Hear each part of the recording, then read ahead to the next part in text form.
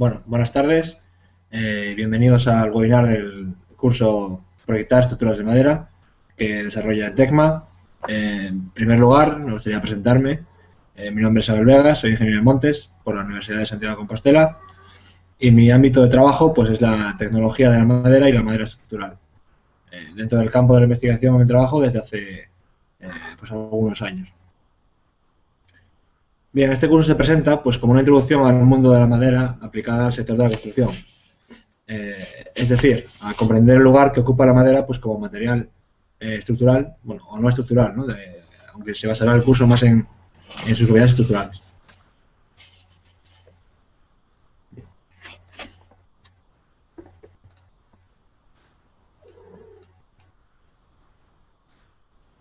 Bueno, espero que sea bien la presentación. Bien, la madera es, junto a la piedra, digamos, el material primigenio que ha sido empleado desde siempre por el hombre pues, como material constructivo. Y cuenta pues, con una serie de características y propiedades que hace que el enfoque en el empleo de la madera como material estructural pues, sea distinto al que tomamos cuando empleamos otros materiales. Por ejemplo, acero y hormigón, pues los clásicos materiales empleados en construcción, son materiales artificiales que han sido expresamente elaborados por el hombre para tal fin. El acero, por ejemplo, cuenta con un proceso relativamente complejo de elaboración y cuenta con unas propiedades homogéneas y conocidas una vez que este proceso ha finalizado.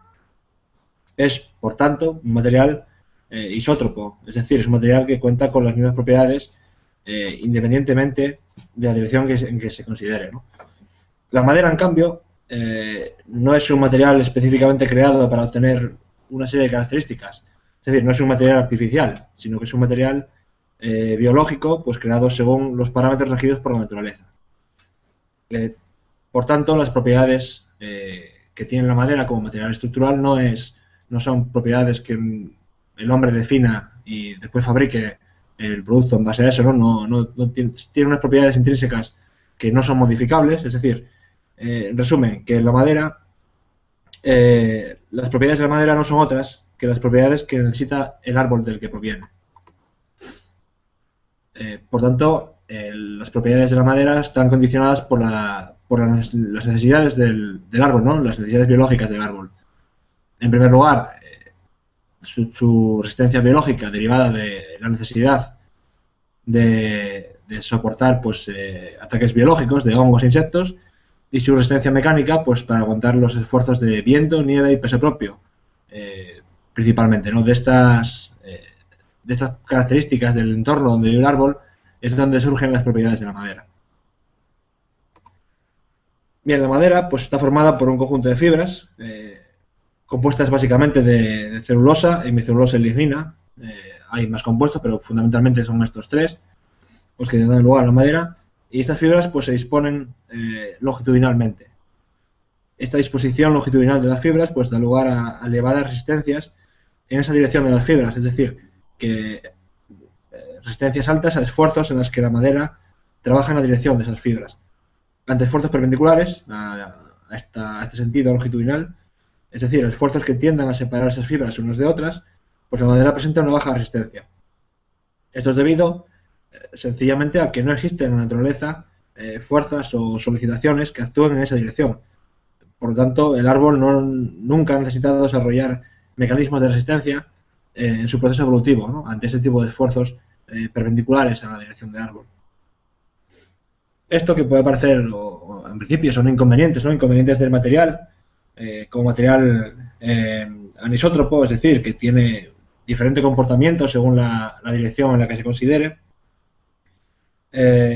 aporta pues, una lógica mayor complejidad en el diseño y el cálculo debido precisamente a la necesidad de considerar todas las direcciones de los esfuerzos, además de contar con una relativamente más baja resistencia si lo comparamos con otros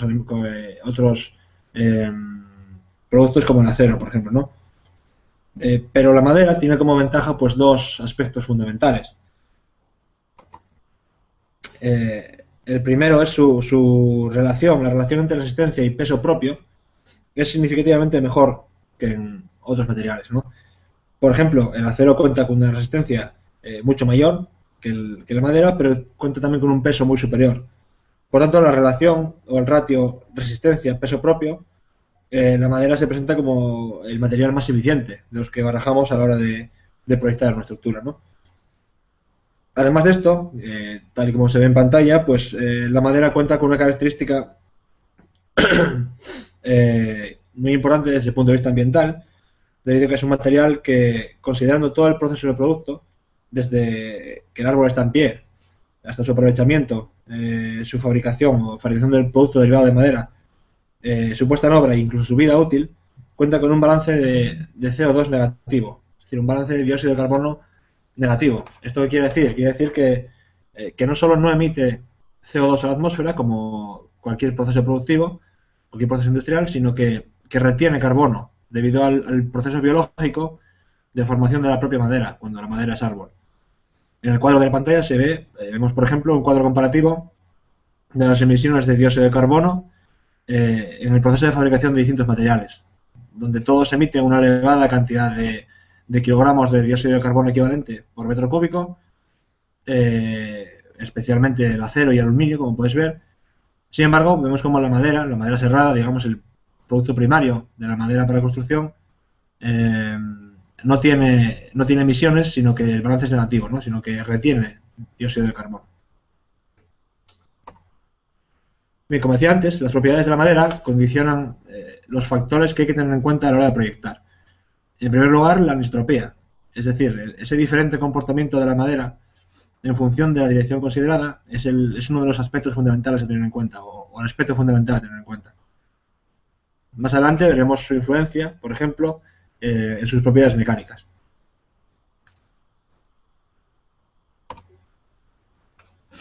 Bien, otro factor clave que hay que tener en cuenta siempre es la higroscopicidad. La higroscopicidad es la capacidad que tiene un cuerpo, en este caso la madera, para intercambiar agua con el ambiente. Es decir, es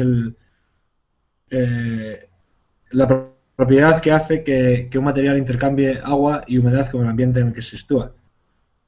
Esto es importante pues, porque va a condicionar todo el proceso desde el propio momento del diseño hasta el cálculo estructural. La madera, con esa capacidad de intercambiar humedad y agua con el ambiente, pues tendrá un contenido de humedad interno que va a variar en función del ambiente donde se vaya a colocar o donde esté colocado ese elemento constructivo. Por ejemplo, madera situada en obras hidráulicas, por ejemplo, en obras donde esté permanentemente en contacto con el agua, como puede ser el caso de embarcaderos o ese tipo de estructuras, pues el contenido de humedad de la madera estará siempre por encima del 30%. Es decir, se considera que es madera completamente saturada. En medios, no en contacto con el agua directamente, pero en medios muy húmedos, por ejemplo, puede ser el caso de piscinas cubiertas o zonas donde esos elementos estructurales de madera pues sí que estén cerca de fuentes de agua, fuentes de humedad continuas, digamos. La humedad puede bajar entre el 25 y el 30%. Estructuras expuestas a la humedad, es decir, que estén expuestas durante periodos de tiempo más o menos prolongados a la intemperie, pero también existan periodos en los cuales la madera se seque, pues estará en torno al 18-25%. Una obra similar, pero que esté cubierta, es decir, que no tenga aporte directo de agua, que el agua no toque directamente a la madera durante su vida útil, pues estará en torno a un 16 o un 20%, depende de la zona geográfica en la que se sitúe. Mientras que luego ya entrando en obras ya cubiertas o locales cerrados, el contenido de humedad de la madera pues podrá variar entre un 13 y 17% para locales cerrados y bajando al 12 o al 14 cuando son locales cerrados y calefactados, y acercándose pues a condiciones ambientales de en torno a 20-25 grados y un 65% de humedad. Locales con calefacción continua, donde estas condiciones siempre se mantienen, donde siempre hay una relativamente alta temperatura y una no muy alta humedad ambiental, en torno al 65%, el contenido de humedad de la madera se situará entre el 10 y el 12%. Esto es variable según la especie, pero como norma general se puede considerar que es así.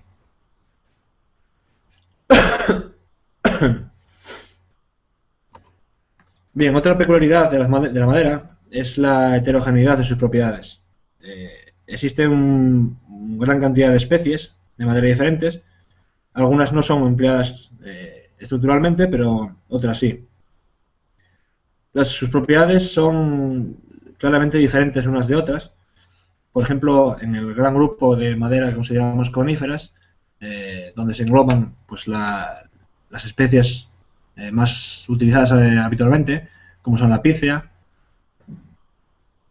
el pino silvestre, que probablemente sea la especie de madera más utilizada por su relación, por su bajo coste y su buena accesibilidad y su presencia en el mercado.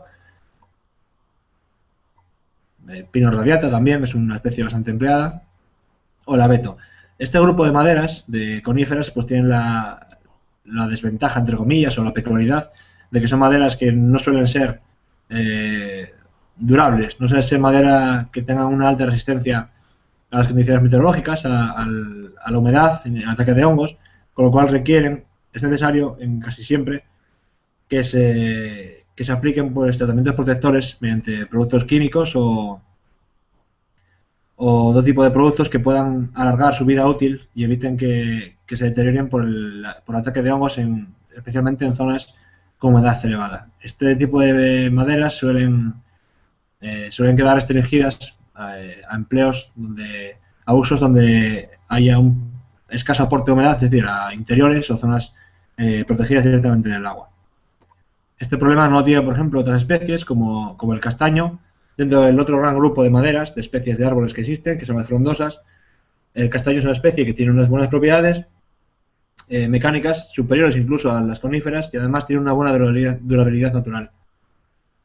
Las especies de frondosas en general cuentan con el inconveniente con respecto a las coníferas, que son especies que suelen ser de crecimiento más lento, tardan más años en crecer el árbol, con lo cual el volumen de madera que se obtiene en un turno de corta pues va a ser menor o tardará más tiempo en obtener ese mismo volumen de madera que para los pinos, con lo cual la madera es más cara y es más difícil de obtener. Pero bueno, en general las frondosas suelen ser madera más durable, con más resistencia natural que las coníferas. El castaño, por ejemplo, para usos exteriores es una madera que es muy, muy adecuada. También el eucalipto es una especie de frondosa con unas muy buenas propiedades mecánicas y vemos como a pesar de que el eucalipto no es una especie que tenga una durabilidad natural, una resistencia a hongos y insectos especialmente buena, si se diseña adecuadamente la estructura de la que forma parte, puede estar incluso en zonas muy húmedas, incluso llegando a estar cerca de zonas de agua, como vemos en la foto, debido a que si se hace un buen diseño, no es necesario proteger especialmente la madera, ¿no? Vemos que cada paso del proceso de diseño de un proyecto con madera, pues tiene su importancia crucial. En cuanto a propiedades mecánicas, en este cuadro puede verse una comparativa general con otros materiales como el hormigón y el acero, ¿no? Que es la comparación habitual que se suele hacer. Lo más importante que se puede sacar de estos datos es la comparación entre la relación peso-resistencia, que en la madera es 1,3 veces superior al acero y casi 10 veces superior al hormigón. También queda patente la diferencia de propiedades de la madera al compararlas en su dirección longitudinal o transversal, en relación a la disposición de la fibra, ¿no? Esa disposición longitudinal que decíamos que las fibras tenían en la madera. Lógicamente, estas diferencias de comportamiento según la dirección del esfuerzo han de ser tenidas en cuenta en el diseño y en el cálculo. Por lo tanto, se debe tener especial consideración en la dirección de las cargas que va a presentar cada tipología estructural, ¿no? Por ejemplo, tener claro cada uno de esos elementos que forman parte, por ejemplo, de una cercha, si están trabajando a compresión, a tracción, y si ese esfuerzo es pues en la dirección paralela a la fibra, como es el caso, o perpendicular a la fibra. También, por ejemplo, bueno, pues piezas trabajando a flexión, ¿no? Saber en cada momento, cada elemento, ante qué tipo de esfuerzo se está trabajando y si es adecuada esa madera para ese esfuerzo. Se puede decir que considerando una especie de madera dada, se pueden resumir en 3 los factores que influyen en las propiedades mecánicas de esa madera. El contenido de humedad, la duración de la carga y la calidad de la madera. La influencia del contenido de humedad y la duración de la carga se contempla en el cálculo estructural mediante la aplicación de diversos coeficientes.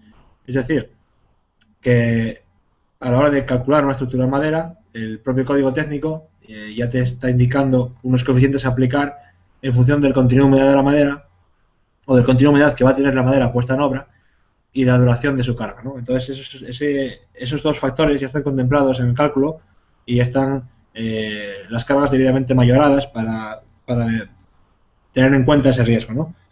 En cuanto a la calidad de la madera, es decir, se puede resumir o definir la calidad de la madera como sus propiedades mecánicas, ¿no? Los valores de sus propiedades mecánicas.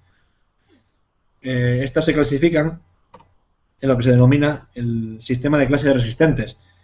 Es un sistema normativo que se fundamenta en asignar unos valores tabulados de rigidez, resistencia y densidad según la especie y la procedencia de la madera. De este modo, conociendo la especie, la procedencia y la clasificación de la madera en función de sus características de calidad, como pueden ser nudos, defectos y otro tipo de defectos que merman la calidad de la madera, pues se puede asignar una serie de valores de sus propiedades mecánicas.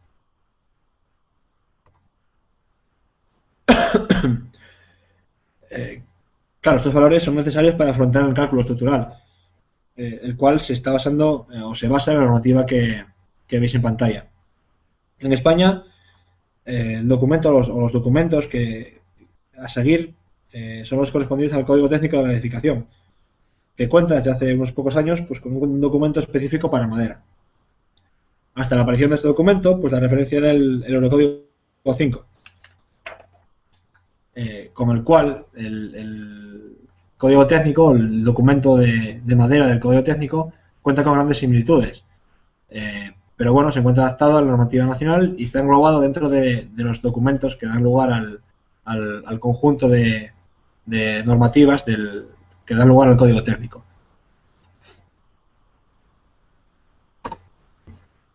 Bien, un poco a modo de resumen, vamos a indicar un poco las variables que hay que tener en cuenta para proyectar en madera, ¿no? Que es un poco, digamos, el tema principal del curso y es lo que se pretende desarrollar durante el curso.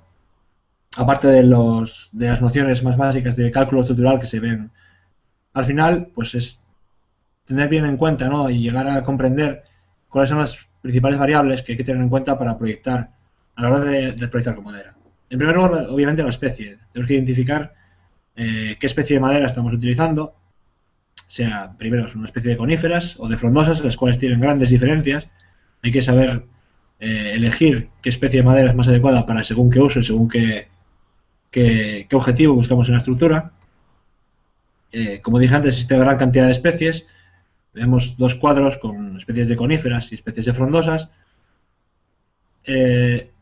Obviamente, no todas las especies arbóreas del mundo son válidas para usar su madera como material estructural, bien porque sus propiedades mecánicas no son suficientes, no son válidas para usarlas totalmente, o bien, aunque sean válidas, la madera pues tiene otros valores, otro valor, digamos, más estético o de usos como muebles o otro tipo de productos que tengan más valor añadido y que no sean aconsejables su empleo en estructuras por su elevado precio, ¿no? Existe una gran cantidad de especies y de una gran cantidad de procedencias, es decir, de todo el mundo. Casi todos los países tienen su propia normativa en la cual clasifican las especies de madera locales según su calidad. Por ejemplo, en el caso de España, las especies de madera que están normalizadas dentro de la normativa española para poder emplear como madera estructural son las 4 principales especies de pinos: el pino silvestre, pino pináster, pino insigne y pino ericio. Y en cuanto a frondosas, están el eucalipto y recientemente se ha incluido el castaño. Una, teniendo claro qué especie utilizamos, cómo se clasifica, cuáles son sus propiedades, hay que definir bien qué tipo de madera estamos empleando o vamos a emplear. La madera no tiene un solo producto, tiene gran diversidad de productos derivados de la madera, como bien dije antes, el primer producto, el más directo que sale del propio serradero, es la madera serrada, pero luego hay productos, digamos, más avanzados tecnológicamente o que requieren un proceso industrial más elaborado, como son la madera laminada, la madera microlaminada, la madera en rollo o incluso la diversa gama de tableros que existen derivados de la madera. La madera serrada, pues es la madera directamente aserrada del tronco del árbol, en el cual se obtiene una madera de unas calidades determinadas que vendrá definida pues de la procedencia de la madera, de la silvicultura que se ha llevado a cabo en el monte y de una serie de factores que son difícilmente controlables por el ser humano. Un poco para contrastar esto, pues existe la madera laminada. La madera laminada es como el segundo paso en el material de la madera como material estructural.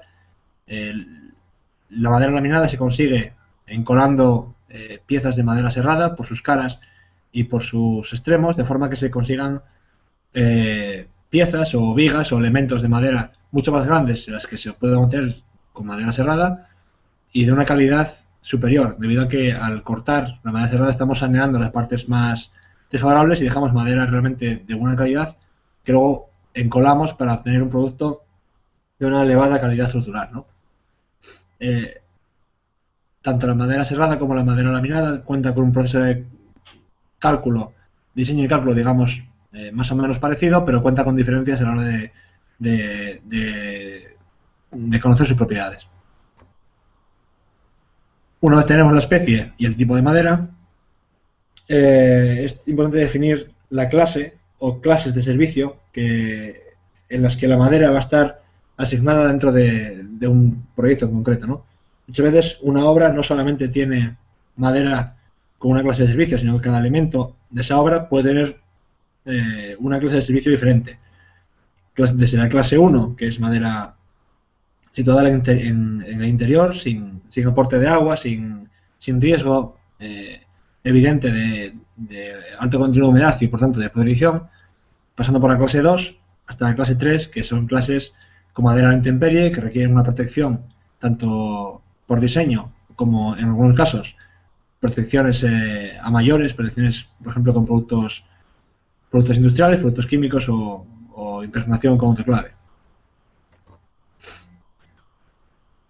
Lógicamente, teniendo en cuenta la especie de madera, el tipo, sea madera serrada, madera laminada o tableros, etcétera, y las clase o clases de servicio que vamos a tener que tener en cuenta en el proyecto, pues estará el diseño. El diseño siempre tendrá que ir en función de las necesidades de cada elemento de madera en función de su clase de servicio. Es decir, siempre hay que tener en cuenta en el diseño el optimizar la vida útil de la madera, protegiéndola con otros elementos, por ejemplo, o haciendo un diseño lo más coherente posible en el sentido de la protección. Finalmente, pues el cálculo es el que nos va a confirmar o a ayudar en comprobar que esos elementos estructurales, que la estructura en sí, pues cumple con todos los requisitos establecidos en la normativa. En este caso, siguiendo, por ejemplo, todas las condicionantes y los requisitos definidos en el Código Técnico de Edificación, según los 4 o 5 documentos básicos que se utilizan habitualmente. Bueno, pues hasta aquí ha sido un breve repaso por algunas de las principales cuestiones relativas a la madera y a su empleo en estructuras que este curso de Tecma pues desarrolla, ¿no? Ha sido una especie de resumen de lo que desarrolla este curso, proyectar estructuras en madera, que es un curso que cuenta con un total de 40 horas a desarrollar en 2 meses, bueno, al ritmo que cada alumno considera más adecuado, ¿no? No hay, en este caso no hay digamos un ritmo impuesto, sino que esas 40 horas pues el alumno es el que desarrolla un poco el ritmo. Por supuesto cuenta con el continuo apoyo online para la consulta de dudas o cualquier otra